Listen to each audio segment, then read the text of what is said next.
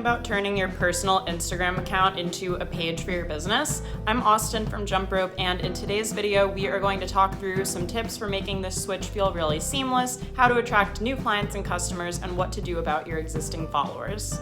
I think the first question to ask yourself is, does it make sense to convert my personal page into more of a business page, or would I rather launch a separate business page to promote what I'm doing? And the answer really depends on your industry. So if you are an online coach and you have a very front-facing role in your business, it's probably helpful for people to get to know you and see your face on your account a lot. I think that if you do convert your personal page to more of a business account, just be okay with the fact that you might lose some people who are more interested in following you personally, and let them know other ways that they can keep up with you if you're going to make this kind of switch.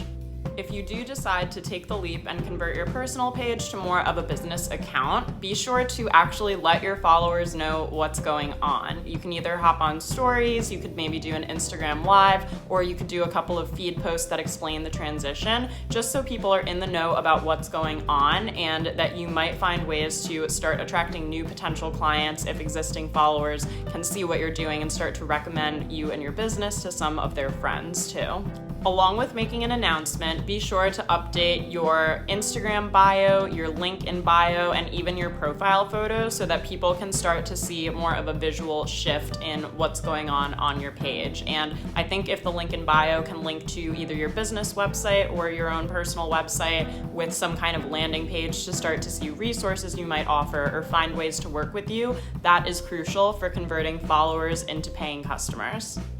If you'd like to make the change a little bit more gradual, you can start by thinking about the brand colors that you'll be using for your business and start to slowly incorporate those colors into your feed posts. These brand colors can also eventually be translated into graphics that you can make on softwares like Canva or Photoshop that you can share on your page that will then become associated with you and your business. Don't forget to switch your Instagram page to either a creator or a business account so you can start to see analytics and insights on your audience that can eventually tell you more about their behaviors and how they might eventually like to purchase your products or services. If you're a more traditional business that does sell products and services, I would recommend starting with a business account. But if you are someone who creates content for a living and works with brands, I would recommend trying a creator account.